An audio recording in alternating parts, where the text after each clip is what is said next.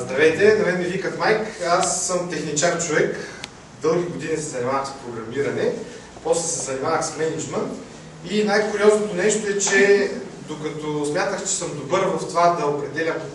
посоката, задачите и целите на другите хора, имах проблеми да си определя моите цели, моите задачи и моята мотивация. И дойдох тук на курса с огромна доза скептицизъм, аз изобщо не вярвам в НЛП като някаква методология, но благодарение на Ангел, който ни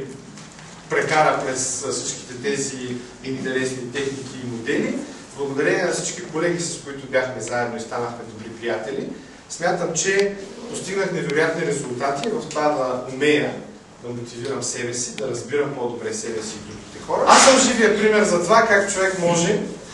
от един скептик да се превърне в практик и се надявам, че мога да бъда полезен на вас. Супер!